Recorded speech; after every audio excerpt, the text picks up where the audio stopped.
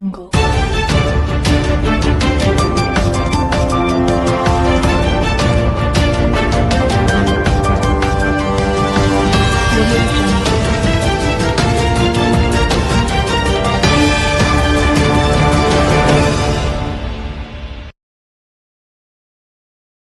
ನಗರದ ಹೊಸೆಲ್ಲಿ ರಸ್ತೆಯಲ್ಲಿರುವ sir M Visvesvaraya ಶಿಕ್ಷಣ ಸಂಸ್ಥೆಯ ಲಿಟಲ್ ಹಾರ್ಟ್ಸ್ ಶಾಲೆಯಲ್ಲಿ ರಾಷ್ಟ್ರೀಯ ಬಾಹ್ಯಾಕಾಶ ದಿನಾಚರಣೆಯನ್ನು ವಿಜೃಂಭಣೆಯಿಂದ ಆಚರಿಸಲಾಯಿತು.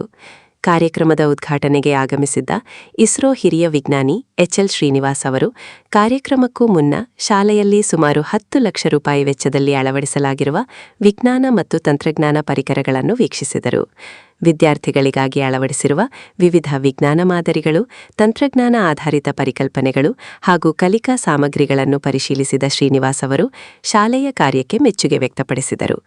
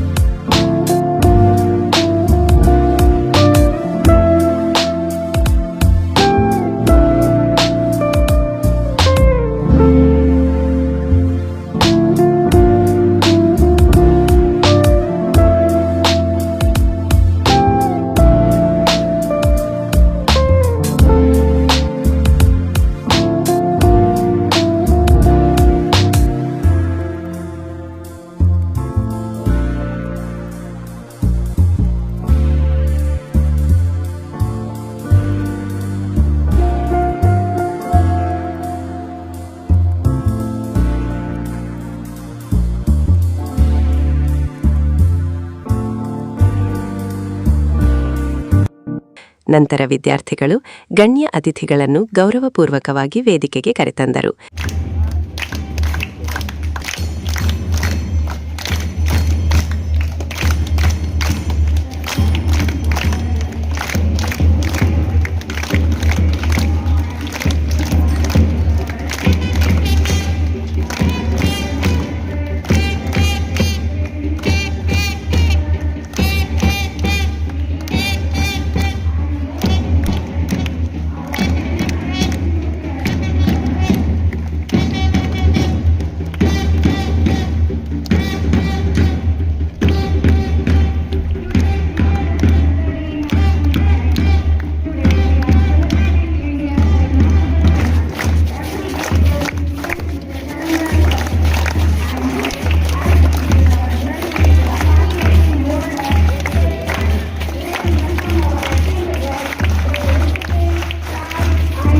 ಸಸಿಗೆ ನೀರು ಹಾಕುವ ಮೂಲಕ ಇಸ್ರೋ ಹಿರಿಯ ವಿಜ್ಞಾನಿ ಎಚ್ಎಲ್ ಶ್ರೀನಿವಾಸ್ ಅವರು ಗಣ್ಯರ ಸಮ್ಮುಖದಲ್ಲಿ ರಾಷ್ಟ್ರೀಯ ಬಾಹ್ಯಾಕಾಶ ದಿನಾಚರಣೆಗೆ ಚಾಲನೆ ನೀಡಿದರು. ಈ ಸಂದರ್ಭದಲ್ಲಿ ಶಾಲೆಯ ಕಾರ್ಯದರ್ಶಿ ಜಗನ್ನಾಥ ಆಲಂಪಲ್ಲಿ ಅವರು ಪ್ರಾಸ್ತಾವಿಕವಾಗಿ ಮಾತನಾಡಿ ಲಿಟಲ್ ಹಾರ್ಟ್ ಶಾಲೆಯ ಶೈಕ್ಷಣಿಕ ಹಾಗೂ ವಿವಿಧ ಕ್ಷೇತ್ರಗಳ ಸಾಧನೆಗಳ ಕುರಿತು ಮಾಹಿತಿ ನೀಡಿದರು. ವಿದ್ಯಾರ್ಥಿಗಳಲ್ಲಿ ವೈಜ್ಞಾನಿಕ ಮನೋಭಾವ ಬೆಳೆಸುವ ಉದ್ದೇಶದಿಂದ ಶಾಲೆಯಲ್ಲಿ ವಿಜ್ಞಾನ ಮತ್ತು ತಂತ್ರಜ್ಞಾನಕ್ಕೆ ಹೆಚ್ಚಿನ ಆದ್ಯತೆ ನೀಡಲಾಗುತ್ತಿದೆ ಎಂದು ತಿಳಿಸಿದರು.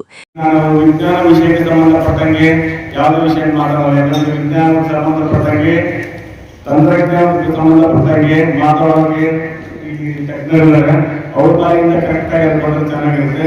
ಈಗ ಮುಖ್ಯವಾಗಿ ನಾನು ಏನೇನು ಇಷ್ಟಪಡ್ತಾ ಇದ್ದೀನಿ ಅಂತ ಹೇಳಿದ್ರೆ, ಮುಖ್ಯಾಧಿಕಾರಿಗಳಿಗೆ ನಮ್ಮ ಶಾಲೆಗಳ ಬಂದಿರತಕ್ಕಂಥ ಪರಿಚಯಗಳನ್ನು ಮಾಡ್ತಕ್ಕಂಥದ್ದು ಮುಖ್ಯವಾಗಿರುತ್ತೆ. ನಿಮ್ಗೆಲ್ಲ ತಿಳಿದಿರುವ ಹಾಗೆ ಈಗಿನ ನಾನು ಸರ್ಗೆಲ್ಲ ಹೇಳ್ತಾ ಬಂದೆ, ಈ ಭಾರತದಲ್ಲಿ ಎಷ್ಟೊಂದು ಎಜುಕೇಶನ್ ಮುಂದುವರೆದಿದೆ ಅನ್ನೋದಿದ್ರು ಕೂಡ ಪಾಲಕರಿಗೆ ವಿಜ್ಞಾನದ ಬಗ್ಗೆ, ತಂತ್ರಜ್ಞಾನದ ಬಗ್ಗೆ, ಎಜುಕೇಶನ್ ಬಗ್ಗೆ ಆಸಕ್ತಿ ಕಡಿಮೆ. ಯಾವುದೇ ಡ್ಯಾನ್ಸ್, ಮಕ್ಕಳ ಕಲ್ಚರ್ ಆಕ್ಟಿವಿಟೀಸ್, ಮಕ್ಕಳು ಡ್ಯಾನ್ಸ್ ಇದೆ ಅಂತ ಹೇಳಿದ್ರೆ ಸ್ಟೇಜ್ ಎಲ್ಲ ತುಂಬಿಡ್ತಾರೆ. ಯಾಕೆ ಕಳಲ್ಲ, ನಾವು ಚೇತನಿಗೆ ತರ್ತಾ ಇದ್ದೀವಿ. ನಿಮ್ಗೆಲ್ಲ ತಿಳಿದ ಹಾಗೆ ಪಾಲಕರಿಗೆಲ್ಲ ನಾವು ಇನ್ಫಾರ್ಮ್ ಮಾಡಿದ್ದೀವಿ, ಆಸಕ್ತಿ ಇರ್ತಕ್ಕಂಥ ಪಾಲಕರೆಲ್ಲ ಬಂದ್ರಿ ಅಂತ. ಕೇವಲ ಬೆಳವಣಿಗೆಷ್ಟು ಪಾಲಕರು ಮಾತ್ರ ಇಲ್ಲಿ ಒಂದು ಕಾರ್ಯಕ್ರಮದಲ್ಲಿ ಭಾಗವಹಿಸ್ತಾ ಇದ್ದಾರೆ. ನಮಗೆ ಈ ಕಾರ್ಯಕ್ರಮ ಮುಖ್ಯವಾಗಿ ಬೇಕಾಗಿರ್ತಕ್ಕಂಥದ್ದು ಮಕ್ಕಳಿಗೆ ತಂತ್ರಜ್ಞಾನದ ಬಗ್ಗೆ, ವಿಜ್ಞಾನದ ಬಗ್ಗೆ ಹೆಚ್ಚಿನ ಒಂದು ಜ್ಞಾನವನ್ನು ಕೊಡಬೇಕಾಗಿರ್ತಕ್ಕಂಥದ್ದು ಪ್ರತಿಯೊಂದು ಶಾಲೆಯ ಕರ್ತವ್ಯವಿದೆ. ಆ ನಿಟ್ಟಿನಲ್ಲಿ ಸರ್ ನಾವು 2003ರವರೆಗೂ 1994ರಲ್ಲಿ ನಮ್ಮ BEd ಪದವಿಯನ್ನು ಮುಗಿಸಿ ನಾನು ಮತ್ತು ನಮ್ಮ ಶಾಲೆಯ ಮುಖ್ಯೋಪಾಧ್ಯಾಯ ಶ್ರೀಮತಿ ಪ್ರಿಯಾಕುಮಾರಿ ಮೇಡಮ್ ಅವರು ನಾವು ಒಂದು ಫ್ಯಾಮಿಲಿ ಫ್ರೆಂಡ್ಸ್ ಆಗಿದ್ವಿ. ಹಲವಾರು ಖಾಸಗಿ ಶಾಲೆಗಳಲ್ಲಿ ಶಿಕ್ಷಕರಾಗಿ ಸೇವೆ ಸಲ್ಲಿಸಿದ್ವಿ. ತದನಂತರದಲ್ಲಿ ನಮ್ಮದೇ ಆಗಿರ್ತಕ್ಕಂಥ ಒಂದು ಇನ್ಸ್ಟಿಟ್ಯೂಷನ್ ಪ್ರಾರಂಭ ಮಾಡಬೇಕು ಅಂತ ಉದ್ದೇಶ ಇಟ್ಕೊಂಡು 2003ರಲ್ಲಿ ನಮ್ಮ ಕೇವಲ 108 ವಿದ್ಯಾರ್ಥಿಗಳಿಂದ ಈ ಒಂದು ಬಾಗಿಯ ಕಟ್ಟಡದಲ್ಲಿ ಶಾಲೆ ಪ್ರಾರಂಭ ಮಾಡಿದ್ವಿ. ತದನಂತರದಲ್ಲಿ ನಮ್ಮದೇ ಆಗಿರ್ತಕ್ಕಂಥ ಸ್ವಂತ ಕಟ್ಟಡದಲ್ಲಿ ಶಾಲೆ ಬೆಳೀತಾ ಬಂದು ಸರಿಸುಮಾರು ಈ ಒಂದು 22 ವರ್ಷದಲ್ಲಿ ಶಾಲೆ ಕೊಪ್ಪಳ ಜಿಲ್ಲೆಯ ಮನೆ ಮಾತಾಗಿದೆ ಅಂತ ಹೇಳಿದ್ರೆ ತಪ್ಪಾಗಲಿಕ್ಕಿಲ್ಲ. ಅದಕ್ಕೆ ಮುಖ್ಯವಾಗಿ ಸ್ಪಂದಿಸತಕ್ಕಂಥವರು, ನನಗೆ ಅತ್ಯುತ್ತಮವಾಗಿರ್ತಕ್ಕಂಥ ಫಲಿತಾಂಶಗಳು ತಂದುಕೊಂಡಿರ್ತಕ್ಕಂಥ ಮಕ್ಕಳು, ಸ್ಪಂದಿಸತಕ್ಕಂಥ ಪಾಲಕರು, ಗಂಗಾವತಿಯ ಎಲ್ಲ ನಾಗರಿಕರು. ಇಲ್ಲಿ ಪ್ರತಿ ವರ್ಷವೂ ಕೂಡ ಅನುಭವ ಕೊಡಬೇಕು, ಮಕ್ಕಳಿಗೆ ಪ್ರಾತ್ಯಕ್ಷಿಕವಾಗಿ ಇರ್ತಕ್ಕಂಥ ಒಂದು ಜ್ಞಾನವನ್ನು ನೀಡಬೇಕು ಅನ್ನೋ ಉದ್ದೇಶ ಇಟ್ಕೊಂಡು ನಾವು ತಗೊಳ್ತಕ್ಕಂಥ ಫೀಸ್ ಅತ್ಯಂತ ನಾಮಿನಲ್ ಫೀಸ್, ಅದರಲ್ಲಿಯೂ ಕೂಡ ಸುಮಾರು 10 ಲಕ್ಷದವರೆಗೂ ಖರ್ಚು ಮಾಡಿ ಒಂದು ಅತ್ಯುತ್ತಮವಾಗಿರ್ತಕ್ಕಂಥ ಸ್ಟೆನ್ ಲ್ಯಾಬ್ ಅನ್ನ ಇಲ್ಲಿ ನಾವು ಓಪನ್ ಮಾಡಿದ್ವಿ. ತಾವು ಈಗೂ ಕೂಡ ಸ್ಟೆನ್ ಲ್ಯಾಬ್ ಅನ್ನ ಗಮನಿಸಿದ್ದೀವಿ. ಯಾಕಂದ್ರೆ ಈ ಭಾಗದಲ್ಲಿ ಅಂತ ಒಂದು ಅತ್ಯುತ್ತಮವಾಗಿರ್ತಕ್ಕಂಥ ಲ್ಯಾಬ್ ಅನ್ನು ನಾವು ಒಂದು ರಾಜ್ಯ ಮಟ್ಟಕ್ಕೆ ಒಂದು ಶಾಲೆಯಾಗಿ ಮೇಂಟೈನ್ ಮಾಡ್ತಾ ಇರೋದು ತುಂಬಾ ನಮ್ಗೆ ಹೆಮ್ಮೆ ಅನಿಸ್ತದೆ. ಅದ್ರ ಜೊತೆಗೆ ಇತ್ತೀಚೆಗೆ ಬರ್ತಕ್ಕಂಥ ಒಂದು ಸ್ಪರ್ಧಾತ್ಮಕ ಯುಗದಲ್ಲಿ ಟೀಚರ್ಸ್ಗೆ ಅತ್ಯುತ್ತಮವಾಗಿರ್ತಕ್ಕಂಥ ತರಬೇತಿಯನ್ನು ನೀಡಿ ಯಾವುದೇ ಅಂತಾರಾಷ್ಟ್ರೀಯ ಮಟ್ಟದ ಶಾಲೆಗೂ ಕೂಡ ಕಡಿಮೆ ಇರುವ ಹಾಗೆ ನಮ್ಮ ಶಿಕ್ಷಕರನ್ನೆಲ್ಲ AI ತಂತ್ರಜ್ಞಾನದ ಒಂದು ನಾಲೆಜ್ ಅನ್ನು ಕೊಟ್ಟು, ತರಬೇತಿಯನ್ನು ಕೊಟ್ಟು ನಮ್ಮೆಲ್ಲ ಟೀಚರ್ಸ್ AI ಮುಖಾಂತರ ಶಿಕ್ಷಣವನ್ನು ನೀಡ್ತಾ ಇದ್ದಾರೆ. ಕೊಪ್ಪಳ ಜಿಲ್ಲೆಯಲ್ಲಿ ಒಂದು ಅತ್ಯುತ್ತಮವಾಗಿರ್ತಕ್ಕಂಥ ಶಿಕ್ಷಣವನ್ನ ನೀಡೋದಕ್ಕೆ ಮುಂದೆ ನಿಂತ್ಕೊಂಡಿದ್ದಾರೆ. ಎಲ್ಲರಿಗೂ ಕೂಡ ನಾವು ಆಡಳಿತ ಮಂಡಳಿಯ ಸದಸ್ಯರಾಗಿ ಅವರಿಗೆ ಬೆಂಬಲವಾಗಿ ನಿಂತ್ಕೊಳ್ತಾ ಇದ್ದೀವಿ. ಟೀಚರ್ಸ್ಗೆ ಬೇಕಾಗಿರ್ತಕ್ಕಂಥ ಪ್ರತಿಯೊಂದು ವಿಷಯದಲ್ಲಿಯೂ ಕೂಡ ನಾವು ಸ್ಪಂದನೆ ಮಾಡ್ತಾ ಇದ್ದೀವಿ ಸರ್. ಮುಖ್ಯವಾಗಿ ನಮಗೆ ಬೇಕಾಗಿರ್ತಕ್ಕಂಥದ್ದು ಏನಂತ ಹೇಳಿದ್ರೆ, ಇವತ್ತಿನ ಯುಗದಲ್ಲಿ ತಂತ್ರಜ್ಞಾನದ ಬಗ್ಗೆ ಹೆಚ್ಚಿನ ಮಾಹಿತಿ ಮಕ್ಕಳಿಗೆ ನೀಡಬೇಕಾಗಿದೆ. ಆ ನಿಟ್ಟಿನಲ್ಲಿ ಇವತ್ತು ನಾನು ಅಭಿಷೇಕ್ ಸರ್ ಜೊತೆ ಒಂದು ಡಿಸ್ಕಷನ್ ಮಾಡಿದ್ವಿ ಸರ್. ಇವತ್ತು ನ್ಯಾಷನಲ್ ಸ್ಪೇಸ್ ಡೇ ಇರೋದ್ರಿಂದ ನಮ್ಮ ಮಕ್ಕಳಿಗೆ ಒಂದು ಕಾರ್ಯಕ್ರಮವನ್ನು ಕೊಡಬೇಕು, ಅದು ಅವರಿಗೆ ಅತ್ಯಂತ ಉಪಯುಕ್ತವಾಗಬೇಕು. ಕೇವಲ ಎಂಟರ್ಟೈನ್ಮೆಂಟ್ ಅಲ್ಲ, ಅವರಿಗೆ ಜ್ಞಾನವನ್ನು ಹೆಚ್ಚಿರ್ತಕ್ಕಂಥ ಒಂದು ಕಾರ್ಯಕ್ರಮ ಆಗಬೇಕು ಅಂದಾಗ ಸರ್ ಹೇಳಿದ್ರು, ಫೋನ್ ಮಾಡಿ ಸರ್ H.S. ಶ್ರೀನಿವಾಸ್ ಸರ್ ಅವರು ಸುಮಾರು 4 ಲಕ್ಷ ವಿದ್ಯಾರ್ಥಿಗಳೊಂದಿಗೆ ಸಂವಾದ ಮಾಡಿದ್ದಾರೆ. ಅವರು ತಮ್ಮ ಜ್ಞಾನವನ್ನ ಮಕ್ಕಳಿಗೆ ತುಂಬಿದ್ದಾರೆ. ಅದ್ರ ಜೊತೆಗೆ ಟೀಚರ್ಸ್ ಕೂಡ ಅದ್ಭುತವಾಗಿರ್ತಕ್ಕಂಥ ಒಂದು ಸಂವಾದಗಳನ್ನು ಮಾಡಿದ್ದಾರೆ. ಅಂತಹ ಒಬ್ಬ ವ್ಯಕ್ತಿ ಇವತ್ತು ನಮ್ಮ ಶಾಲೆಯಲ್ಲಿ ನಿಮ್ಮ ಮುಂದೆ ಬಂದು ನಿಂತ್ಕೊಂಡಿರ್ತಕ್ಕಂಥದ್ದು ನಿಜವಾಗಿ ನೀವೆಲ್ಲ ಲಿಟಲ್ ಹಾರ್ಟ್ಸ್ ಈಗಿನ ಬ್ಯಾಚಿನ ವಿದ್ಯಾರ್ಥಿಗಳಾಗಿರೋದು ನೀವು ಪುಣ್ಯ ಅಂತ ಹೇಳೋದು ತಪ್ಪಾಗಲಿಕ್ಕಿಲ್ಲ. ಯಾಕಂತಂದ್ರೆ ಕೆಲವು ವ್ಯಕ್ತಿಗಳನ್ನ ನಾವು ನೋಡ್ಬೇಕಂತಂದ್ರೆ ಸಿಗೋದಿಲ್ಲ. ನಿಮ್ಮ ಮನೆ ಬಾಗಿಲವರೆಗೂ ನಿಮ್ಮ ಶಾಲೆಯವರೆಗೂ ಒಬ್ಬ ವ್ಯಕ್ತಿ ಬಂದಿದ್ದಾರೆ ಅಂತ ಹೇಳಿದ್ರೆ ಅವರ ಸಾಧನೆಯನ್ನು ನೋಡಿ ನಾವು ಇನ್ಸ್ಪೈರ್ ಆಗಬೇಕು, ನಮ್ಮ ಮಕ್ಕಳು ಇನ್ಸ್ಪೈರ್ ಆಗಬೇಕು ಅಂತ ಉದ್ದೇಶ ಇಟ್ಕೊಂಡು ಇಂಥ ಒಂದು ಭಿನ್ನವಾಗಿರ್ತಕ್ಕಂಥ ಕಾರ್ಯಕ್ರಮವನ್ನು ಅನ್ಕೊಂಡಿದ್ವಿ. ಇವತ್ತು ನಿಮಗೆ ಇಲ್ಲೇ ತಿಳಿಸಿದ ಹಾಗೆ ಮಕ್ಕಳ ಸರ್ ಸ್ಪೀಚ್ ಆಗ್ತಾರೆ, ಸರ್ ನಿಮ್ಮೊಂದಿಗೆ ಸಂವಾದ ಮಾಡ್ತಾರೆ. ನಿಮ್ಮ ಏನಾದರೂ ಪ್ರಶ್ನೆಗಳು ಡೌಟ್ಸ್ಗಳಿದ್ರೆ ಇಸ್ರೋ ಬಗ್ಗೆ ಯಾವುದೇ ತಂತ್ರಜ್ಞಾನದ ಬಗ್ಗೆ ಇದ್ರೆ ಅವರು ಉತ್ತರ ಕೊಡ್ತಾರೆ. ತದನಂತರದಲ್ಲಿ ನಿಮ್ಗೆ ಯಾಕೆ ಬ್ಯಾಚ್ ಮಾಡಿದ ಹಾಗೆ ಮಾಡೆಲ್ಸ್ಗಳನ್ನ ಆರ್ಯಭಟ ಮತ್ತು ಆದಿತ್ಯ ಮಾಡೆಲ್ಗಳನ್ನ ಪ್ರಿಪೇರ್ ಮಾಡ್ತಕ್ಕಂಥ ಒಂದು ತರಬೇತಿಯನ್ನ ಅಭಿಷೇಕ್ ಸರ್ ಅವರು ಕೊಡ್ತಾರೆ. ತದನಂತರದಲ್ಲಿ ವಿಜ್ಞಾನಕ್ಕೆ ಇಸ್ರೋಗೆ ಸಂಬಂಧಪಟ್ಟಂಗೆ ಕ್ವಿಜ್ ಕಾಂಪಿಟೇಷನ್ ಕ್ವಿಜ್ ಕೂಡ ಇಟ್ಟುಕೊಂಡಿದೆ. ಆ ಕ್ವಿಜ್ ಅನ್ನು ಕೂಡ ಕಂಡಕ್ಟ್ ಮಾಡಬೇಕು. ಒಟ್ಟಾರೆಯಾಗಿ ಈ ಕಾರ್ಯಕ್ರಮ ಮಧ್ಯಾಹ್ನ ಸಾಯಂಕಾಲ 4 ಗಂಟೆವರೆಗೂ ನಡೆಯುತ್ತೆ. ನೀವೆಲ್ಲರೂ ತುಂಬಾ ಉತ್ಸುಕತೆಯಿಂದ ಈ ಒಂದು ಕಾರ್ಯಕ್ರಮದಲ್ಲಿ ಭಾಗವಹಿಸಿದಿರಿ. Contribution to society tell us the story of their journey.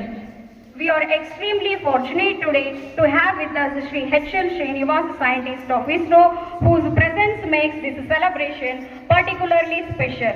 We invite our colleague Mrs. Sumati ma'am to introduce our esteemed chief guest to the gathering.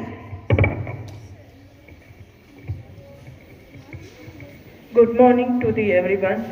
H.L. Srinivas. H.L. Srinivas is a scientist at the Indian Space Research Organization with over 3 decades of experience in electronics, quality assurance, PCB technology and space technology outreach, and joined ISRO in 1987. From 1987 to 1998, he worked in the electronics fabrication, quality control. ISRO ಹಿರಿಯ ವಿಜ್ಞಾನಿ HL Srinivas ಮಾತನಾಡಿ, ಭಾರತವನ್ನು 2035ರ ವೇಳೆಗೆ ವಿಶ್ವದ ಬಲಿಷ್ಠ ರಾಷ್ಟ್ರಗಳ ಸಾಲಿನಲ್ಲಿ ಮುಂಚೂಣಿಗೆ ತರಲು ವಿದ್ಯಾರ್ಥಿಗಳಲ್ಲಿ ವಿಜ್ಞಾನ ಮತ್ತು ತಂತ್ರಜ್ಞಾನದ ಅರಿವು ಮೂಡಿಸುವುದು ಅತ್ಯಂತ ಅಗತ್ಯ ಎಂದು ಹೇಳಿದರು.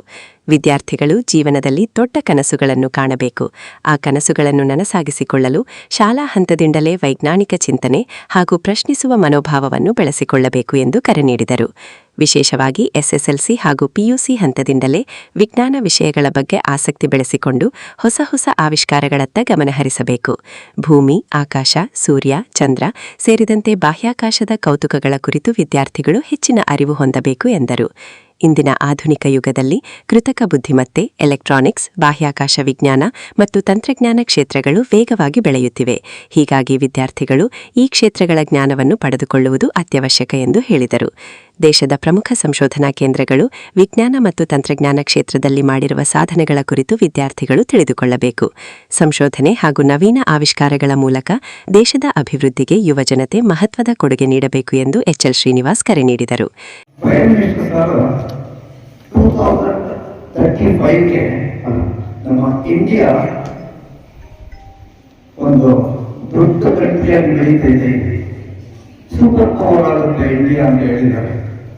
ನೀವೆಲ್ಲ ಪೇಪರ್ಗೆಲ್ಲ ಓದಿರ್ತಿರಲ್ಲ, ಇಂಡಿಯಾ 2035ಗೆ ಪವರ್ಫುಲ್ ಆಗುತ್ತೆ ಅಂತ ಹೇಳಿದ್ದಾರೆ. ಅದು ಆಗಕ್ಕೆ ಸಾಧ್ಯ ಉಂಟಾ? ಆಗ್ಬೋದಾ? ಹೇಗಾಗುತ್ತೆ? ಅದು ಇಂಪಾರ್ಟೆಂಟ್.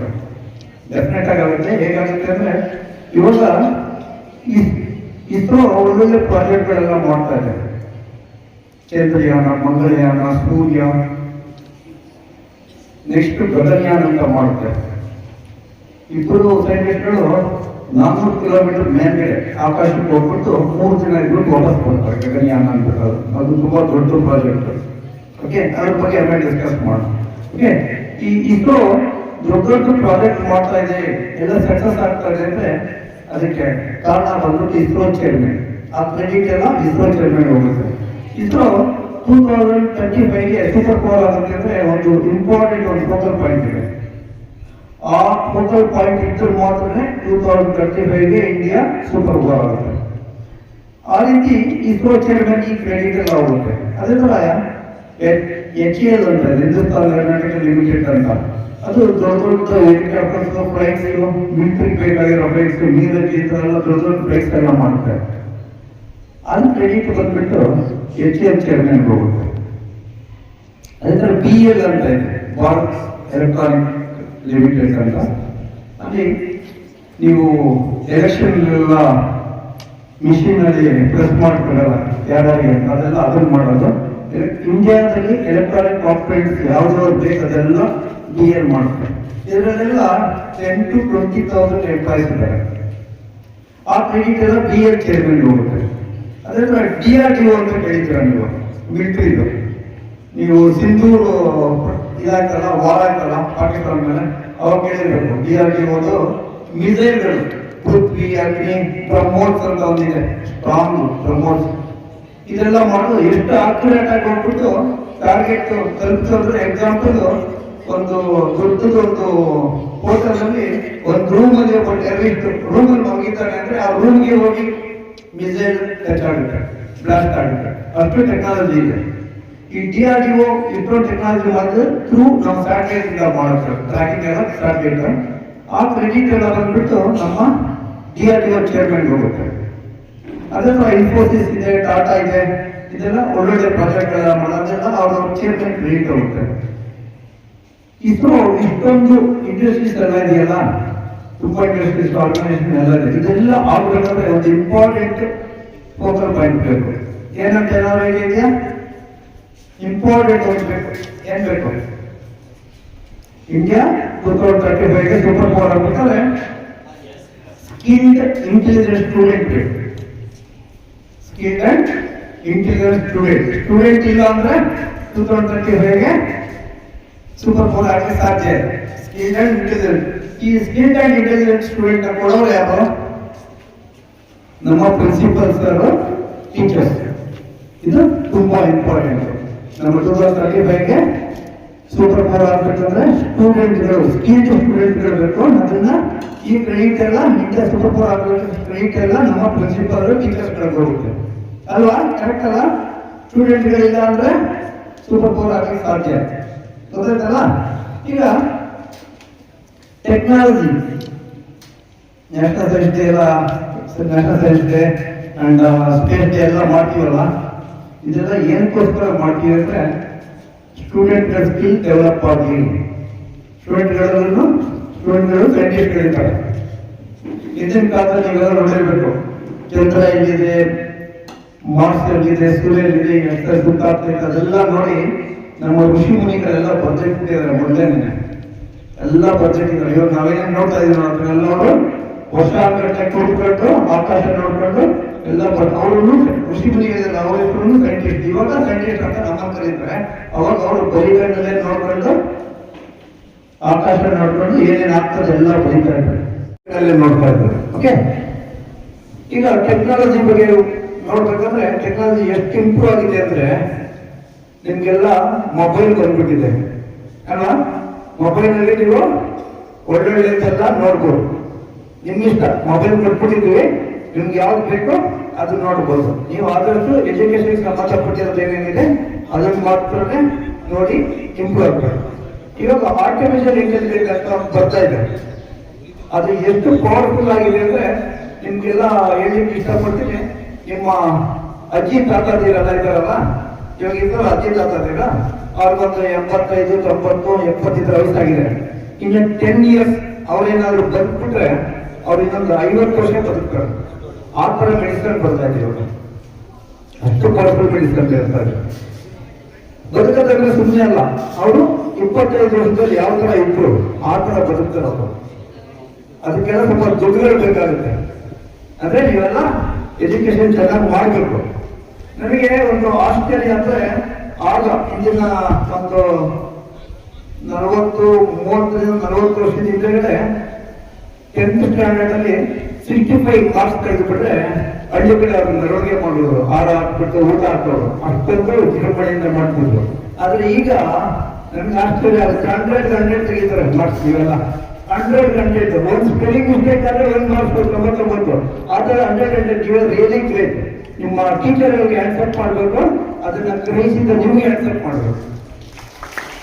ಆಶ್ಚರ್ಯ, 100 ಅಂದ್ರೆ ಒಂದೊಂದು ಸ್ಪೆಲ್ಲಿಂಗ್ ಮಿಸ್ಟೇಕ್ ಆದ್ರೆ 1 ಮಾರ್ಕ್ಸ್ ಕೊಡ್ತಾರೆ. ಆದ್ರೆ ನೀವು 100 ತೆಗಿತೀರ, ಇನ್ ಯಾವ ತರ ಓದ್ಕೋತೀವ. ಅದಕ್ಕೋಸ್ಕರ ಮುಂದೆ ನೀವು 2 ಉದ್ಯೋಗ ಆರಿಸ್ಕೊಳ್ಬೇಕು.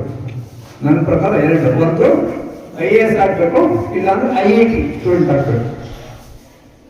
ಇವಾಗ ಪ್ರಪಂಚನ ವರ್ಲ್ಡ್ನ ಆಳ್ತಾ ಇರೋರು ಯಾರು? ನಿಮ್ಗೆ ಏನಾದ್ರು ಐಡಿಯಾ ಇದೆಯಾ? ವರ್ಲ್ಡ್ನ ಪ್ರಪಂಚನ ಆಳ್ತಾ ಇರೋದು ಯಾರು?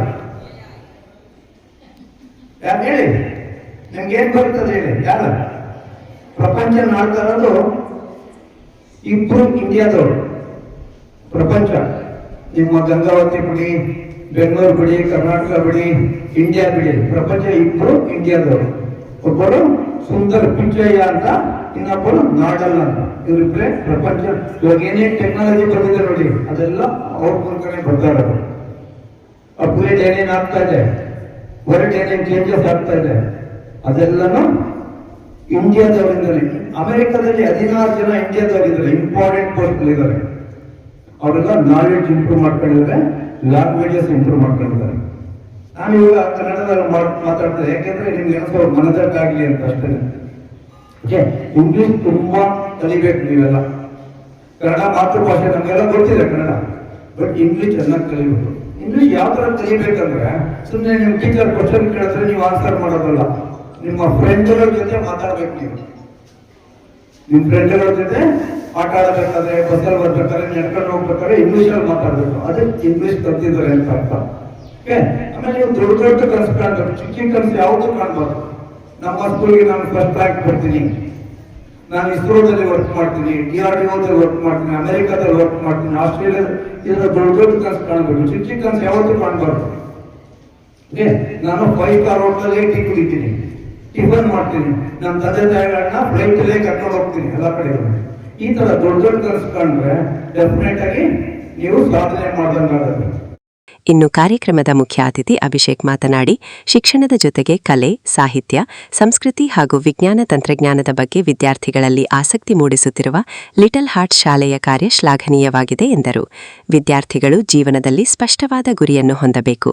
ಯಾವುದೇ ವಿಷಯವನ್ನು ಸುಮ್ಮನೆ ಒಪ್ಪಿಕೊಳ್ಳದೆ ಅದರ ಬಗ್ಗೆ ಪ್ರಶ್ನಿಸುವ ಹಾಗೂ ಕಾರಣವನ್ನು ತಿಳಿದುಕೊಳ್ಳುವ ಮನೋಭಾವ ಬೆಳೆಸಿಕೊಳ್ಳಬೇಕು. ಪ್ರಶ್ನೆಗಳ ಮೂಲಕವೇ ಹೊಸ ಆಲೋಚನೆಗಳು ಮತ್ತು ಪರಿಹಾರಗಳು ಹುಟ್ಟಿಕೊಳ್ಳುತ್ತವೆ ಎಂದು ಹೇಳಿದರು. ಇಸ್ರೋ ಸೇರಿದಂತೆ ದೇಶದ ಪ್ರತಿಷ್ಠಿತ ಸಂಶೋಧನಾ ಸಂಸ್ಥೆಗಳಲ್ಲಿ ಕಾರ್ಯನಿರ್ವಹಿಸುತ್ತಿರುವ ಹಿರಿಯ ವಿಜ್ಞಾನಿಗಳನ್ನು ಶಾಲೆಗೆ ಆಹ್ವಾನಿಸಿ ವಿದ್ಯಾರ್ಥಿಗಳೊಂದಿಗೆ ಸಂವಾದ ನಡೆಸುತ್ತಿರುವುದು ಉತ್ತಮ ಬೆಳವಣಿಗೆಯಾಗಿದೆ ಎಂದು ಅಭಿಪ್ರಾಯಪಟ್ಟರು. ಸೆಕೆಂಡ್ ಥಾಟೇ ಇಲ್ಲ, ಯಾಕಂದ್ರೆ ಲಕ್ಷಾಂತರ ವಿದ್ಯಾರ್ಥಿಗಳಿಗೆ ಅವರು ಸಂಬೋಧನ ಮಾಡಿದ್ದಾರೆ, ವಿಚಾರಗಳನ್ನು ತಲುಪಿಸಿದ್ದಾರೆ. ಅದರಿಂದ ತಮ್ಮೂ ಸರ್ ನನ್ನ ಕಡೆಯಿಂದ ವ್ಯಕ್ತಿಗೆ ಧನ್ಯವಾದಗಳು ಈ ಕಾರ್ಯಕ್ರಮ ಬಂದಿದ್ದಕ್ಕೆ. ಆದ್ರೆ ಯಾಕೆ ಬಾರ್ವಾರ ಕೂತ್ಕೋಬೇಕು ಅಂತ ನೋಡಿ, ನನ್ನನ್ನು ಸ್ವಲ್ಪ ಕಡಿಮೆ ಯಾಕೆ ನೀವು ಬೈಕೋಬೇಕು ಅಂದ್ರೆ ಹೇಳ್ಬಿಡ್ತೀನಿ ನೋಡಿ. ನನಗೆ ನಮ್ಮೂರಿಂದ ಈಗ 600 ಕಿಲೋಮೀಟರ್, ವಾಪಸ್ ಹೋಗಿ 600 ಕಿಲೋಮೀಟರ್, ಒಟ್ಟು 1200 ಕಿಲೋಮೀಟರ್. ಬರ್ಬೇಕಾದ್ರೆ 12 ಗಂಟೆ ಜರ್ನಿ, ಹೋಗ್ಬೇಕಾದ್ರೆ 12 ಗಂಟೆ ಜರ್ನಿ, 24 ಗಂಟೆ ಜರ್ನಿ. ಹೋಗಿ ಬರೋಕ್ಕೆ ಇಲ್ಲಿ ಕಾರ್ಯಕ್ರಮ ಬಿಟ್ಬಿಟ್ಟು ಬೆಳಗ್ಗೆ ಸಂಜೆ 24 ಗಂಟೆ ಜರ್ನಿ, 1200 ಕಿಲೋಮೀಟರ್ ಓಡಾಟ. ನಂದು ಮಾತ್ರ ಸರಿದು ಹೇಳಿ ಮಾಡ್ಕೊಳ್ಳಿ, ಇಷ್ಟು ಯಾಕೆ ಬಂದ್ ಮಾಡ್ತೀವಿ ಅಂತ ಉದ್ದೇಶ, ನಿಮ್ಗೆ ಏನಾದರೂ ಒಳ್ಳೇದು ಮಾಡಬೇಕು ಅಂತಾನೆ ನಮ್ಮ ಉದ್ದೇಶ ಆಗಿರೋದ್ರಿಂದ ದಯಮಾಡಿ ಕಾರ್ಯಕ್ರಮದ ಪ್ರಾಮುಖ್ಯತೆಯನ್ನ ತಿಳ್ಕೊಬೇಕು. ಅದು 2ನೇ ವಿಚಾರ. ಆಮೇಲೆ ಇನ್ನೊಂದು ಹೇಳಕ್ ಇಷ್ಟಪಡ್ತೀನಿ, ಮೇಡಮ್ PM ಮೇಡಮ್ ಇಂಟ್ರೊಡ್ಯೂಸ್ ಮಾಡ್ಬೇಕಾದ್ರೆ ಹೇಳಿದ್ರು ಅತಿಥಿಗಳು ಅಂತ ಹೇಳ್ಬಿಟ್ಟು ನನ್ನ. ಅದು ಈಗ ನಾನು ಹಿತೈಷಿ ಅಂತ ದಯಮಾಡಿ ಮುಂದಿನ ಕಾರ್ಯಕ್ರಮಗಳಲ್ಲಿ ಹೇಳ್ಬೇಕು ಅಂತ ಹೇಳಕ್ ಇಷ್ಟಪಡ್ತೀನಿ. ಯಾಕಂದ್ರೆ ಇದು ಶಾಲೆಗೆ ನಂದು 5ನೇ ಭೇಟಿ. ಈಗ ಗಣೇಶ ಚತುರ್ಥಿ ಬರ್ತಾ ಇದೆ ಅಲ್ವಾ, ಏನ್ ಸ್ಪೆಷಲ್ ಮಾಡ್ತೀರಮ್ಮ? ತಿಂಡಿ ಏನ್ ಮಾಡ್ತೀರ ಸ್ಪೆಷಲ್? ನಾವು ಮೂಲಕ ಅದೇ ತರ ಸ್ಪೇಸ್ ಡೇ ಬಂದ್ರೆ ನಾನು ಕಾಮನ್ ಆಗ್ಬಿಟ್ಟಿದ್ದೀನಿ. ಸೊ ಅದರಿಂದ ನೀವು ಅದು ಸ್ಪೆಷಾಲಿಟಿ ಏನಿಲ್ಲ, ಅತಿಥಿಗಳೆಲ್ಲ ಅತಿಥಿ ಬೋರ್ಡ್ ಎಲ್ಲ ಇಲ್ಲ. ನಮ್ಮ ಹಿತೈಷಿಗಳು, ಶಾಲೆಯ ಹಿತೈಷಿಗಳು, ಮಕ್ಕಳಿಗೆ ವಿಜ್ಞಾನ ತಲುಪಿಸುವಂತ ಹಿತೈಷಿ ಅಷ್ಟೇ ನಾನು. ಅದರಿಂದ ವಿಜ್ಞಾನನ ನಿಮ್ಮ ಹತ್ರ ಎಲ್ಲ ತಲುಪಿಸ್ಬೇಕು ಅನ್ನೋದೇ ನಮ್ಮ ಪ್ರಮುಖ ಉದ್ದೇಶ. ಯಾಕಂತ ಹೇಳಿದ್ರೆ ನೋಡಿ, ನೀವು ಇಸ್ರೋಗೆ ಹೋಗೋದು ಇನ್ನೊಂದು ಭಾಗ, ಆದ್ರೆ ಇಸ್ರೋನೇ ಇವತ್ತು ನಿಮ್ಮ ಮುಂದೆ ಹೊಡ್ಕೊಂಡು ಬಂದಿದ್ದು. ಇಸ್ರೋದಲ್ಲಿ ವಿಜ್ಞಾನಿಯಾಗಿ ದಶಕಗಳ ಕಾಲ ಸೇವೆ ಸಲ್ಲಿಸಿದವರು ನಿಮ್ಮ ಮುಂದೆ ಇದ್ದಾರೆ ಅಂದ್ರೆ ಅದು ನಿಮ್ಮೊಂದು ಒಳ್ಳೆ ಅವಕಾಶ ಅಲ್ವಾ, ಅದೊಳ್ಳೆ ಪ್ರೇರಣೆ ಅಲ್ಲ. ಸೊ ಅದರಿಂದ ಅದನ್ನ ನೀವು ಯಾವ ರೀತಿ ತಗೋತೀರಾ ಅನ್ನೋದು ಬಹಳ ಮುಖ್ಯ. ಇಲ್ಲಿರೋ ಇಷ್ಟೂ ಮಕ್ಕಳುಗಳಿಗೂ ಸಹ ಈಗ ಸರ್ ಕೇಳಿದ್ರು ಯಾರು ವಿಜ್ಞಾನಿ ಆಗ್ತೀರಾ, ನನಗೆ ಗೊತ್ತು ನೀವು ಎಲ್ಲರೂ ಇಲ್ಲ ಆಗ್ತೀನಿ ಅಂತ ಯಾರು ಎಲ್ಲರೂ ಹೇಳೋದು, ಅದು ನನಗೆ ಚೆನ್ನಾಗಿ ಗೊತ್ತು. ಯಾಕೆ ನಿಮ್ಗೆ ಆ ಮೋಟಿವೇಶನ್ ಬೇಕು. ಈ ರೀತಿ ಕಾರ್ಯಕ್ರಮಗಳೇ ನಿಮ್ಗೆ ಮೋಟಿವೇಶನ್ ಕೊಡೋದು. ಯಾಕೆ ವಿಜ್ಞಾನಿ ಆಗ್ಬೇಕು ನೋಡಿ, ಇದೇ ನೀವು ಒಂದು ಸುಮಾರು ದಶಕಗಳ ಹಿಂದಕ್ಕೆ ಹೊಟ್ಟೋಗ್ಬಿಟ್ರೆ, ಅದು ಇಸ್ರೋ ಬರೋಕ್ಕಿಂತ ಮುಂಚೆ ಹಿಂದಕ್ಕೆ ಹೊಟ್ಟೋಗ್ಬಿಟ್ರೆ ನೀವು ಯೋಚನೆ ಮಾಡಿ, ಈಗ ಏನೇನೆಲ್ಲ ಸವಲತ್ತುಗಳನ್ನು ನೀವು ಪಡ್ಕೋತಾ ಇದ್ದೀರಾ, ಈ ಮೊಬೈಲ್ ಫೋನ್ ಆಗ್ಬೋದು, ಈ ವ್ಯವಸ್ಥೆಗಳಾಗ್ಬೋದು, ಈ ವಿಡಿಯೋಗ್ರಫಿ ಆಗ್ಬೋದು, ಎಲ್ಲ ಸಂಪರ್ಕ ಸಾಧನಗಳಾಗ್ಬೋದು, ಎಲ್ಲದಕ್ಕೂ ಮೂಲ ಕಾರಣನೇ ಇಸ್ರೋ ಮಾಡಿರ್ತಕ್ಕಂಥ ಸಾಧನೆಗಳು, ಅದು ಕೊಟ್ಟಿರುವಂಥ ಒಂದು ಕೊಡುಗೆಗಳು. ಇವತ್ತಿನ ದಿನ ಎಲ್ಲ ತಂತ್ರಜ್ಞಾನಗಳನ್ನು ನಾವು ಸಮರ್ಪಕವಾಗಿ ಬಳಸ್ಕೊತಾ ಇದ್ದೀವಿ. ಇಲ್ಲಿ ಕೂತ್ಕೊಂಡು ಎಲ್ಲೋ ಫಾರಿನಲ್ಲಿ ನಡೆಯೋ, ಬೇರೆ ಕಂಟ್ರಿಲಿ ನಡೆಯೋ ಪಂದ್ಯಗಳನ್ನು ಏನು ಕ್ರೀಡೆಗಳನ್ನು ವೀಕ್ಷಿಸ್ತೀವಿ, ಅಥವಾ ಎಲ್ಲ ರೀತಿಯ ಚಟುವಟಿಕೆಗಳನ್ನು ನಾವು ನೋಡ್ತೀವಿ ಅಂತ ಹೇಳಿದ್ರೆ ಅದು ವಿಜ್ಞಾನದ ಮತ್ತು ಇಸ್ರೋದ ಕೊಡುಗೆಯಿಂದ ಸಾಧ್ಯ ಆಗಿದೆ. ಅದರಿಂದ ನೀವು ಅದರ ಪ್ರಾಮುಖ್ಯತೆಯನ್ನು ತಿಳಿಸೋದು ಈ ಕಾರ್ಯಕ್ರಮದ ಉದ್ದೇಶ. ಈ ಕಾರ್ಯಕ್ರಮಗಳು ನಿಮ್ಗೆ ಏನು ಮಾಡುತ್ತೆ, ಈ ವಿಜ್ಞಾನಿಗಳು ಬರ್ತಾರೆ, ಒಂದು ಮೋಟಿವೇಶನ್ ನಿಮಗೆ, ಇಲ್ಲ ನಾನು ಅವ್ರ ರೀತಿ ಆಗಬೇಕು, ನಾನೇನಾದ್ರೂ ದೇಶಕ್ಕೆ ಕೊಡುಗೆ ಕೊಡಬೇಕು ಅನ್ನೋದನ್ನ ನೀವು ತಿಳ್ಕೊಳ್ಳಿ ಅನ್ನೋದು ಈ ಕಾರ್ಯಕ್ರಮದ ಪ್ರಮುಖ ಉದ್ದೇಶ. ಅದ್ರ ಜೊತೆಗೆ ಟೆಕ್ನಿಕಲ್ ಆಗಿ ಸರ್ ಮಾತಾಡ್ತೀವಿ, ಇದಾದ್ಮೇಲೆ ನಿಮ್ಮ ಜೊತೆ ಸಂವಾದ ಇರುತ್ತೆ, ನೀವು ಪ್ರಶ್ನೆಗಳು ಕೇಳ್ತೀರಾ, ಅದಕ್ಕೆ ಉತ್ತರವನ್ನ ಕೊಡ್ತಾ ಹೋಗ್ತೀವಿ, ಅದು ಒಂದು ಭಾಗ.